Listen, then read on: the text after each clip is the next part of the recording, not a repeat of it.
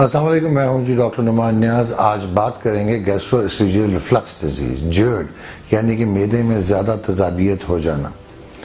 ہمارے ہاں خواتین جو ہیں اگر وہ کہنا چاہیے تھوڑی موٹی ہوں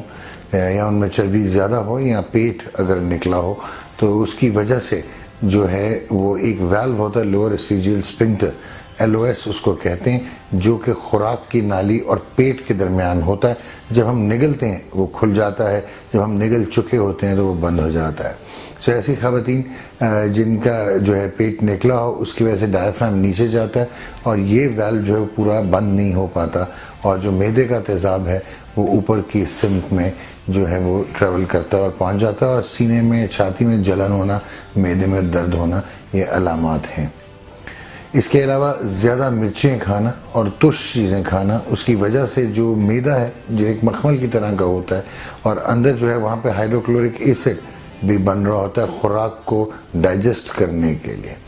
اور اگر یہ زیادہ بنے تو اس کی وجہ سے جو ایسڈ ہے، یا آپ جو مرچوں والا اور یا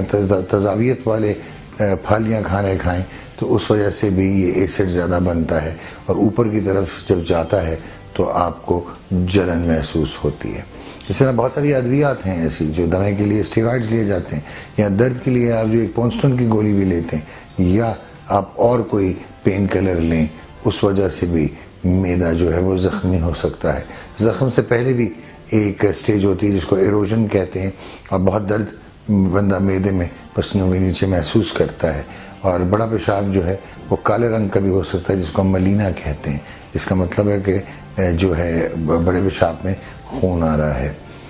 اور اس کے علاوہ اگر آپ دیکھیں جو اور کیا ریزن ہو سکتا ہے تو زیادہ دیر خالی پیٹ رہنا تو زیادہ تیزاب بنے گا، یا انگزائٹی، نیوروسز یا ڈپریشن اگر آپ میں ہو تو دماغ میں جو کیمیائی عمل ہو رہا ہوتا ہے اس میں سیروٹونن زیادہ بنتی ہے، جس کی وجہ سے پیٹ میں جو ہے ہائیڈروکلورک ایسڈ پروڈیوس کرنے والے جو ہے ریسپٹر وہ زیادہ ہو جاتے ہیں، زیادہ ہوں گے تو زیادہ تیزاب بنے گا۔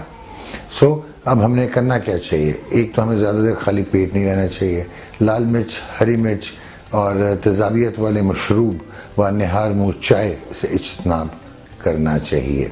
اسی طرح ہمیں ترش پھلوں کے جوس نہیں پینے چاہیے، اور اپنے معالج سے جو ہے وہ بالکل آپ کو نشست لگانی پڑے گی، اور اس کی ادویات بھی ملتی ہیں، لیکن وہ اوور دا کاؤنٹر استعمال نہ کریں، اپنے معالج سے پوچھ کے آپ استعمال کریں۔ موٹا تکیہ استعمال کرنا چاہیے ایسے تمام مریض جن کو یہ تیزابیت کا مسئلہ ہو، اور کروٹ پہ سونا جو ہے وہ بہتر اور افضل ہوگا۔ رات کا کھانا کم کھانا چاہیے، اور رات کا جو کھانا ہے وہ سونے سے 2 گھنٹے پہلے کھانا چاہیے۔ نہار منہ اگر ٹھنڈے دودھ کا گلاس لیا جائے اور رات کو ایک نیم گرم دودھ کا گلاس لیا جائے تو یقیناً آپ بہتر ہو جائیں گے۔ اپنا بہت خیال رکھیں، صحت ایک نعمت ہے۔